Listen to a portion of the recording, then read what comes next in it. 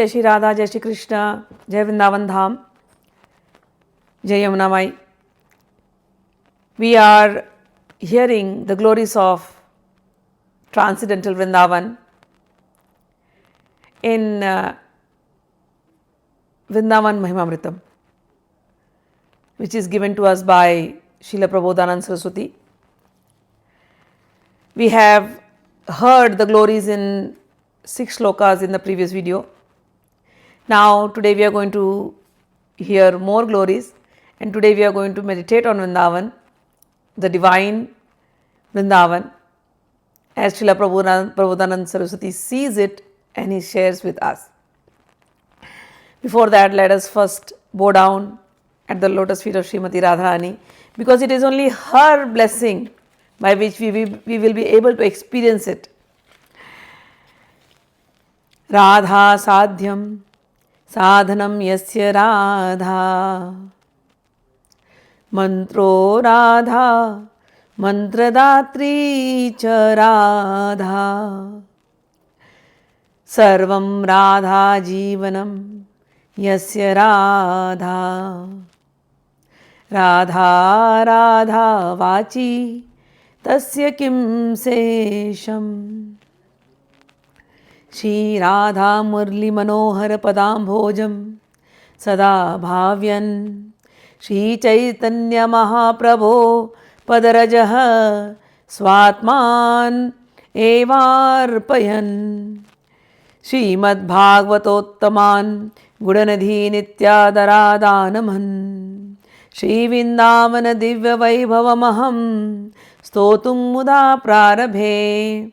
I bow down at the lotus feet of Sri Radha Murli Manohar and Shri Chaitanya Mahaprabhu and all the Rasik saints of Vrindavan, and I seek blessing from them that this Vrindavan Mahimaamrita, the glories of Vrindavan, which I am trying to explain, may I be able to explain it to you in simple words. May the bhavana, the feelings for Vrindavan arouse in you by the blessings of these Rasik saints. In the last video where we ended, Prabodhanand Saraswati is so ecstatic. He started describing about Vrindavan, and then he goes and says, at one point where we ended, he says, oh, if the Vedantas do not describe about Vrindavan, so what? How does it affect me? It does not affect me at all. There are logicians, faulty logicians, who are like serpents living in the Vedic literature. They are not able to experience Vrindavan, so what? If they don't understand the glories of Vrindavan, so what? Even the devotees of the Lord who are worshipping Lord in different forms, if they are also not able to understand the glories of Vrindavan, so what? As far as I am concerned, even if somebody troubles me, even if somebody tries to kill me, pierces my heart, and even if somebody,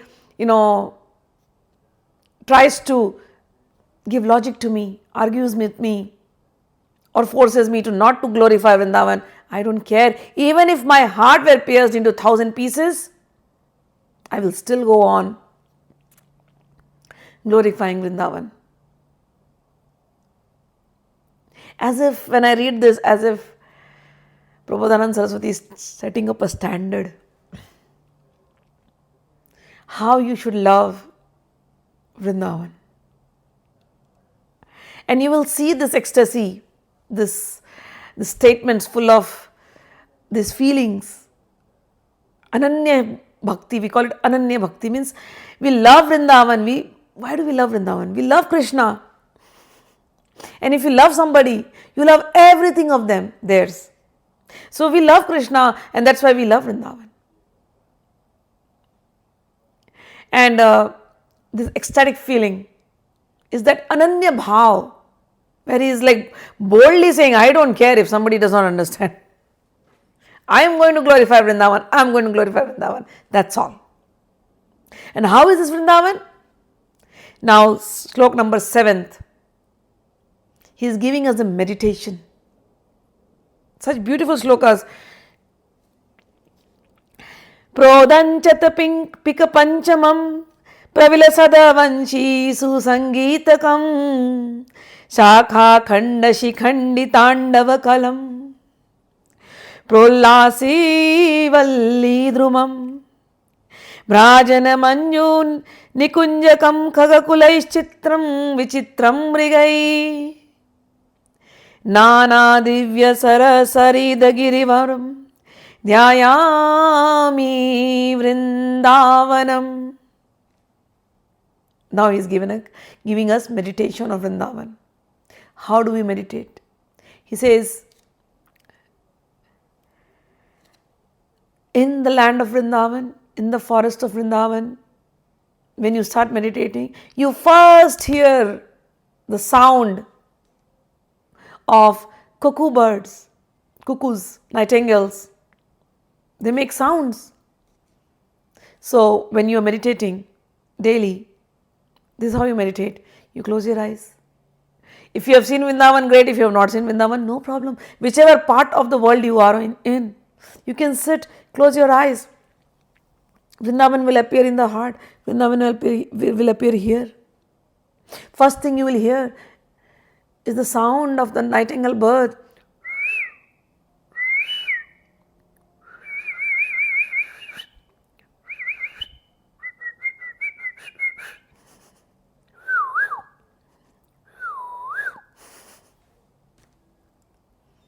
Sound. And your minds should immediately go to transfer to these sounds. The whole of Vrindavan is reverberating with the sound of the cuckoo birds. What are they doing? They are singing in the fifth note. You know what is the fifth note? Fifth note is that note which will open up your heart center. Any song that is sung in fifth note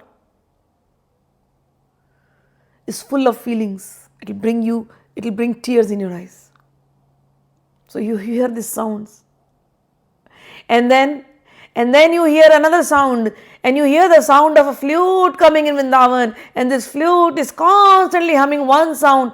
Radha, Radha, Radha, Radha.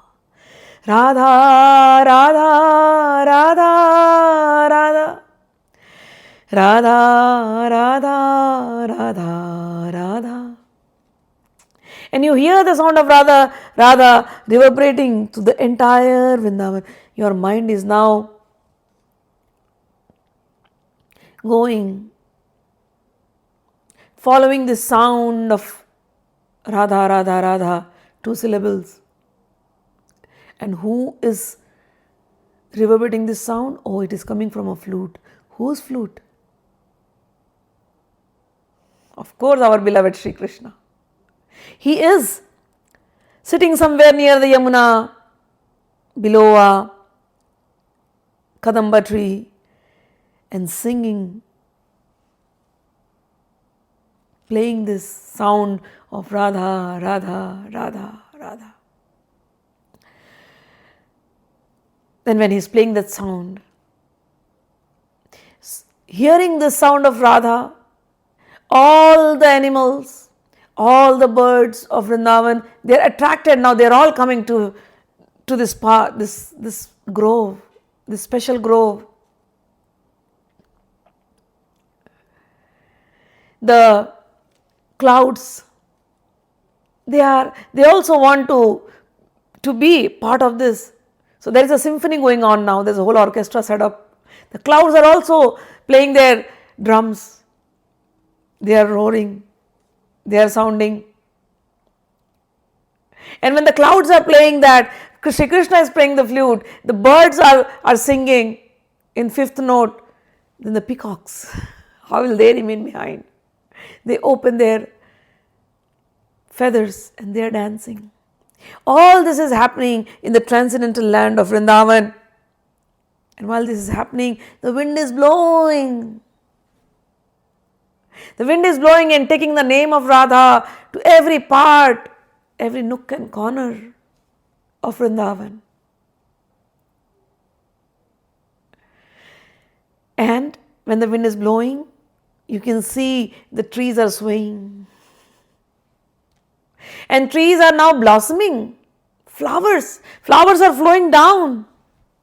Trees are swaying to the sound of the thunder, of the roaring clouds, of Shri Krishna's flute, the birds singing. So there's a whole environment of dance, play, music in Vrindavan. And Vrindavan is very colorful because the flowers have bloomed. Beautiful colors of flowers in every grove. And when the flowers are blooming, they're so nectar, they're full of nectar. And because of that, all the bees are attracted towards these flowers. And these bees are also making their noise. Understand this. When the bees are humming, the humming sound is also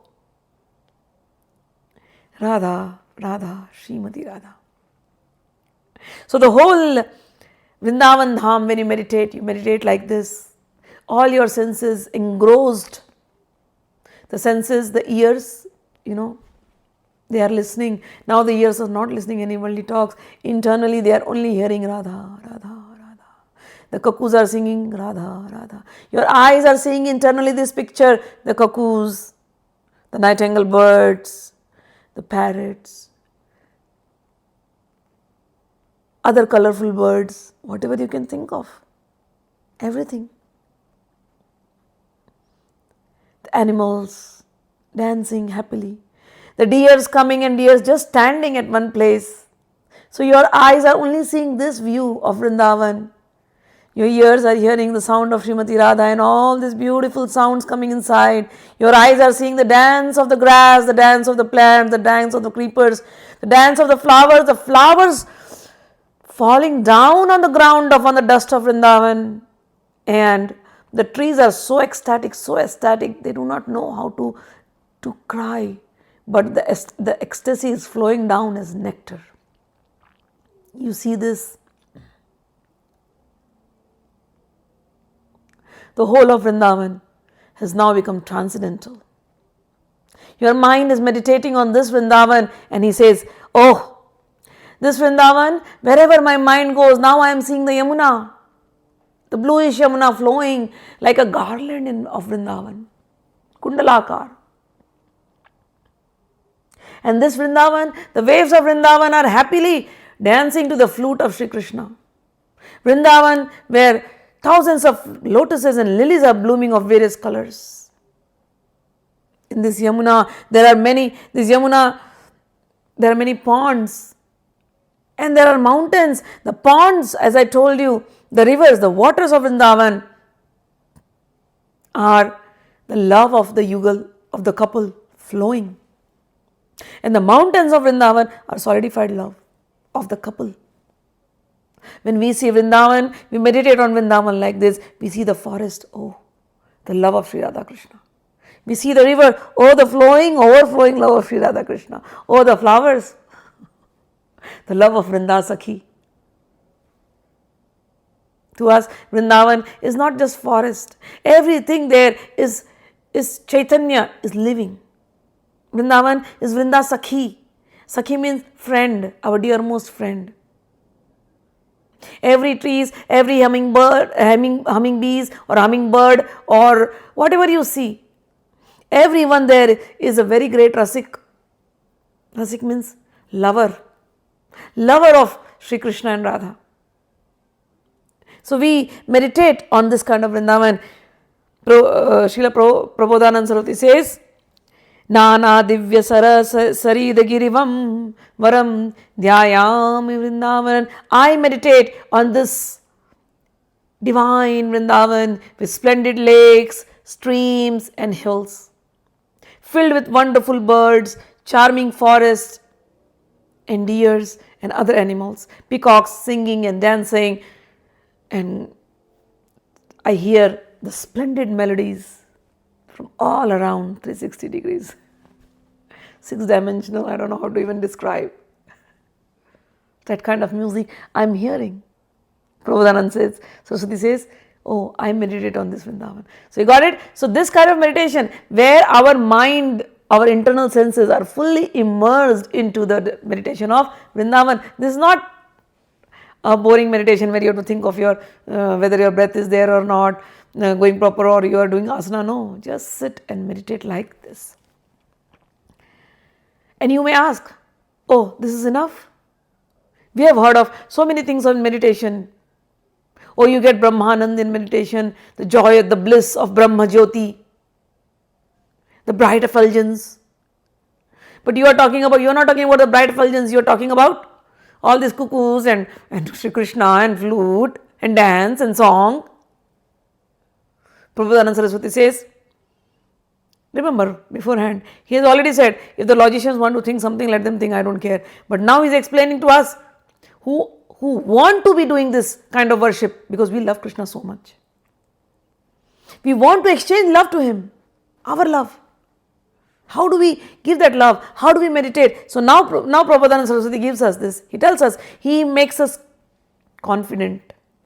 He says, Sthulam Sukshmam Karanam Brahmaturyam Shri Vaikunta Dwaraka Janma Bhumihi Krishna Sthayo Goshta Vrindavanam Tad Gopya Kridam Dham Vrindavanantaha. He says, oh, all those transcendental, subtle, expansive Brahman effulgence which people talk about when we meditate.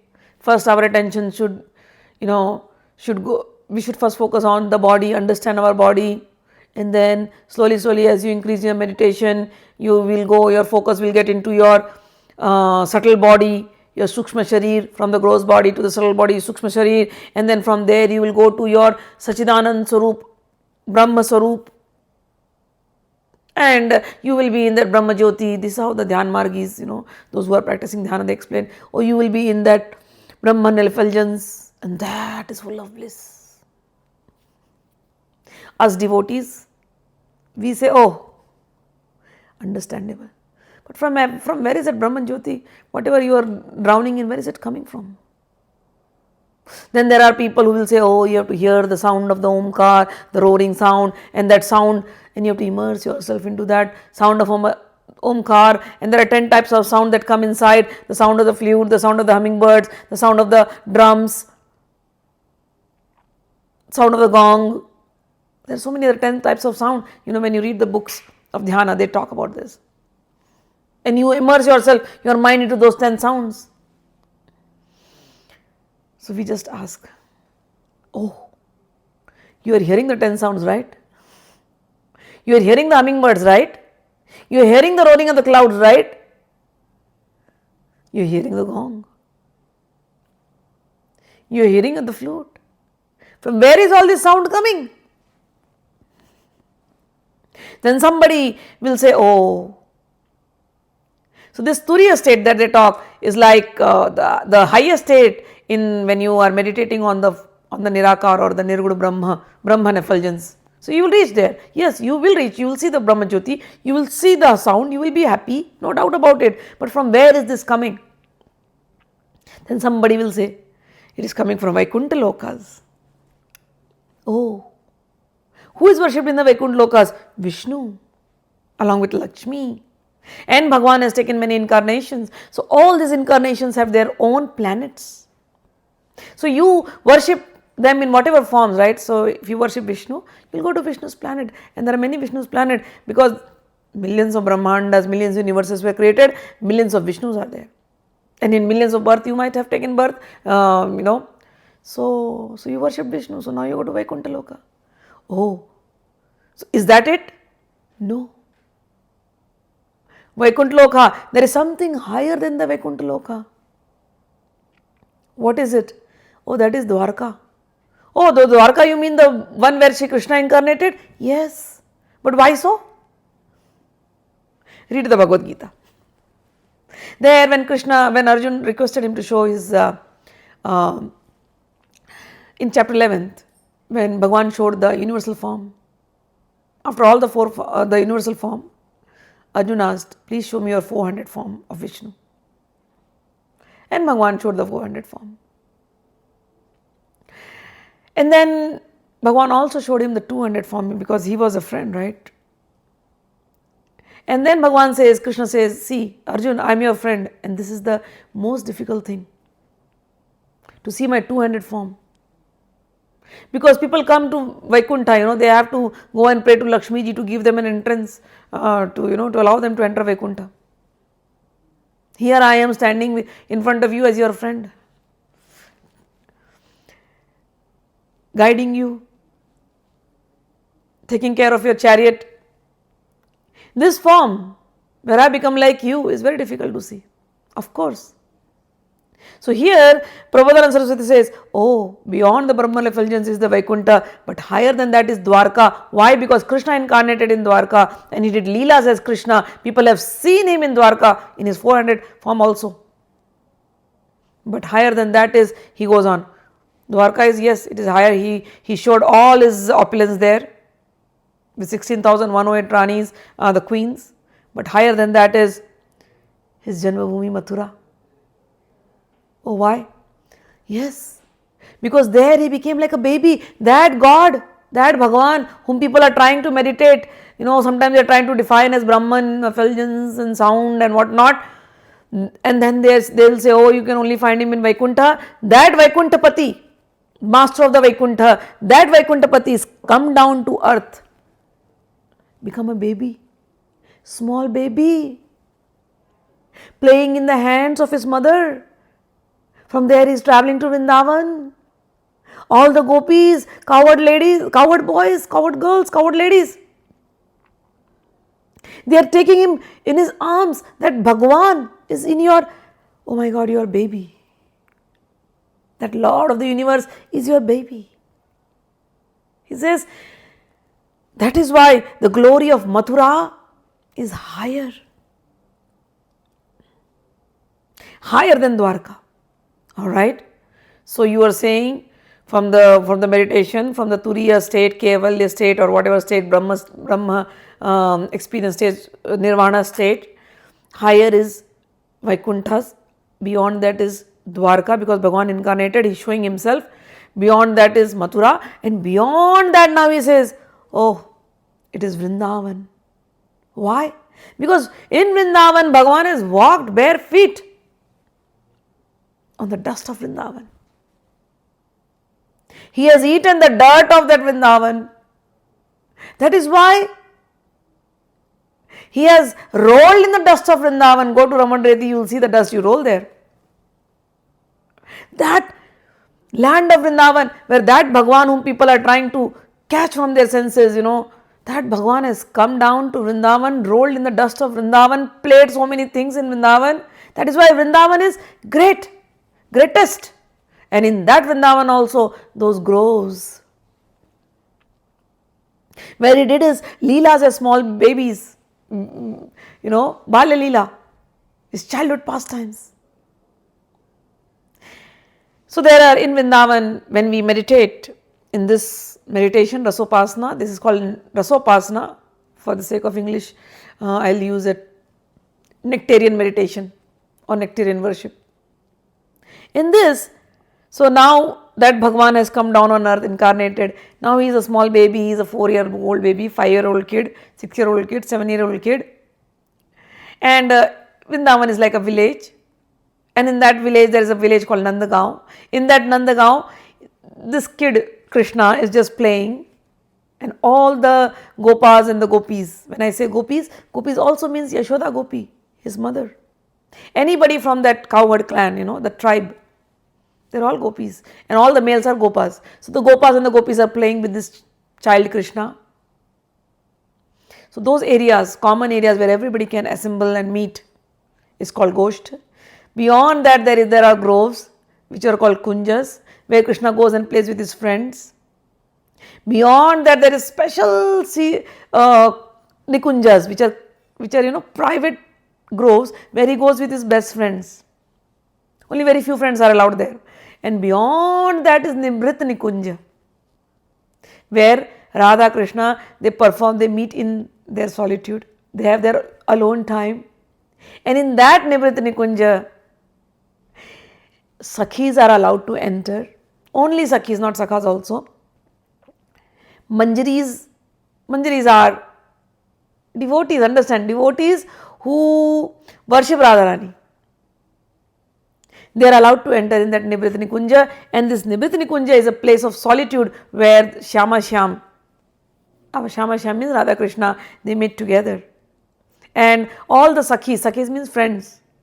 When in Rasopasana, then this nectarian meditation, we have to get into this bhava, into this feeling that we are the attendants of Shama Shyam. That bhava, the Gaudiya Vaishnavas will call as Manjari Bhava. Radha Vallabhi sect calls it as Sakhi Bhava. Nimbark Sahachari Bhava. Nimbark Sampradaya will call it as Sakhi Bhava. So we worship Shama Shyam as their personal attendants. So Prabodhanand Saraswati, whatever meditation he will do, he will say, Saraswati Manjari.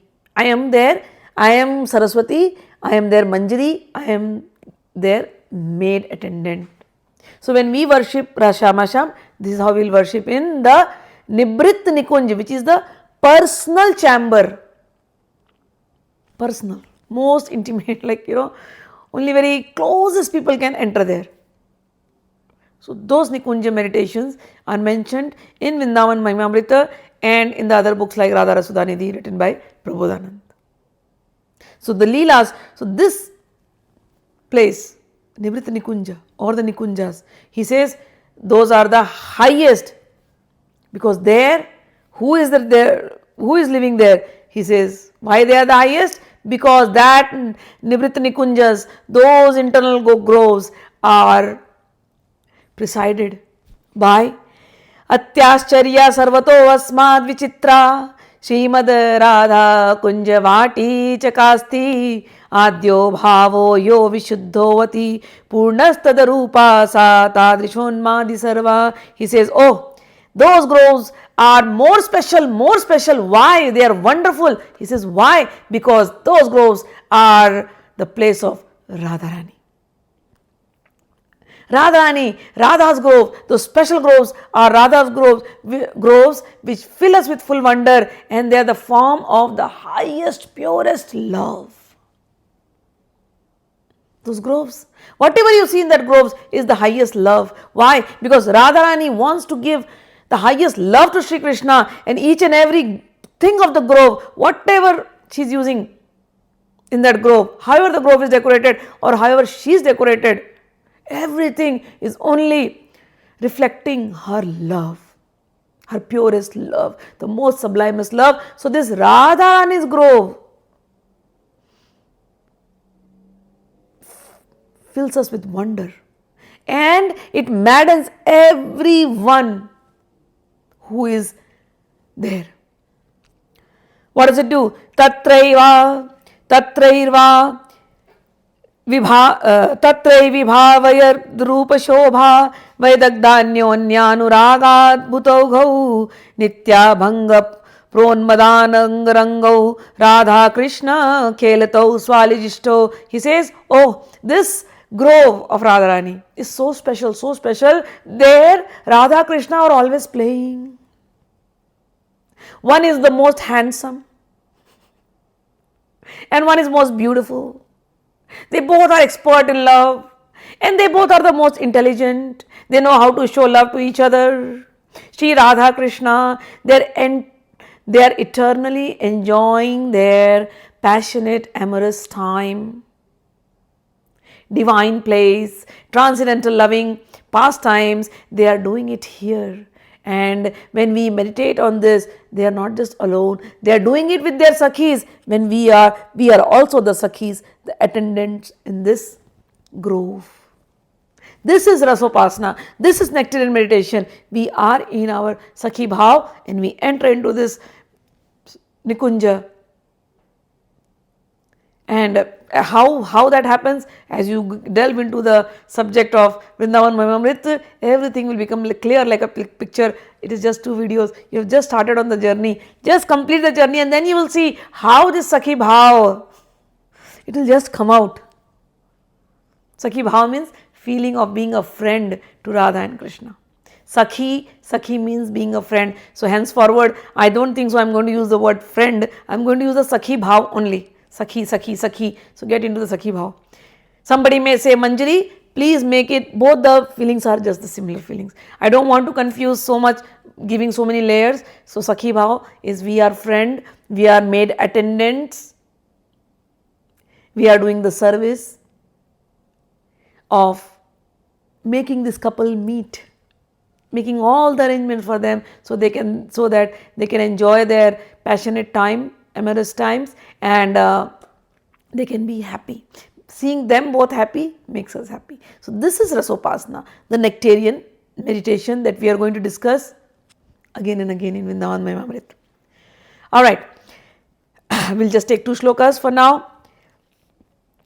अत्युत्कृष्टे सकलविधया शीलवृन्दावने अस्मिन् दोषान् तादृष्टान् निजहतदृशा वास्तवान् ये वदन्ति तादृकमूढा हरि हरि मम प्राणबाधे अपि अदृश्याः सम्भाव्या वा कथम् अपि नहि प्रायः सर्वस्य हास्यः. He says, Srila Vrindavan is perfect in every way.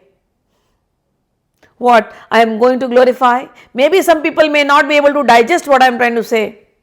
And he says, as he already said, who cares? Blind fools. They may find some genuine defects. It happens. People go to Vrindavan, especially the Prakrit Vrindavan, means the Vrindavan which is there right now on earth. When we go to Vrindavan, we see so many dirty things, so many people are not right. Those things are there. But the Vrindavan that we are talking is about the transcendental Vrindavan which is in the devotee's heart. So when you are meditating daily like this Vrindavan appears in your heart, in your mind, and with this bhava, with this emotion, with this feeling, when you go to the real Vrindavan which is there in Mathura station, and you get down at Mathura station and you walk, then you will see divine Vrindavan everywhere. But if you have not developed this bhava, this feeling, then when you enter Mathura, when you enter Vrindavan, you'll be like, this is dirty. People are begging, you'll find all those defects. And there will be some people who will be like, why do you want to even go to Vrindavan? Oh, we went to Bihari's temple, it is so crowded and people just want money. We went to this temple, they wanted money, that those priests wanted money. Yes, all these things exist in Vrindavan, I do not deny. But in the same Vrindavan, there are still pockets where the original Vrindavan is still there, the one which is described here. And when you go to those places, peacefully you can meditate on all of this. As he said, the groves of Vrindavan, the ponds of Vrindavan, Manas Sarovar, Pavana Sarovar, Yamunaji, so many places. Alright, so those groves, Gayavarvan, those groves are still as beautiful and people are still nice, okay? So he says, blind fools say that there are defects here. Oh ho, Hari Hari. I pray that I may not see this fool at the moment of my death. He's saying, I don't want to see such fools, and they are nothing but objects of laughter. And then he says, Brahmanandam avapya tivravat tapasa samyak prasadeshwaram gorupa sakala ihopanishadah krishne ramante vraje Vrindaranya trinam tu divarasadam nityam charantyo nisham Radha Krishna padambujottamam rasaswadena purnasita. He says, after attaining the platform of Brahman happiness, by performing severe austerities, the Upanishads, the personified Upanishads, they worshipped Shri Krishna. And then they obtained his mercy.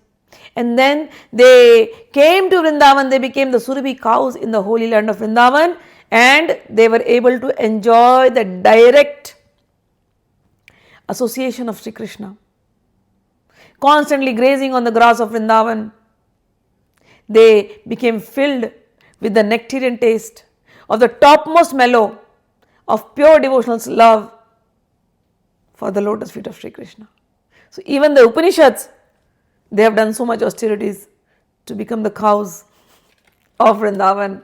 So let our minds be like that. Let us become cows. Let our mind and senses become the cows which are only constantly grazing in the holy land of Vrindavan.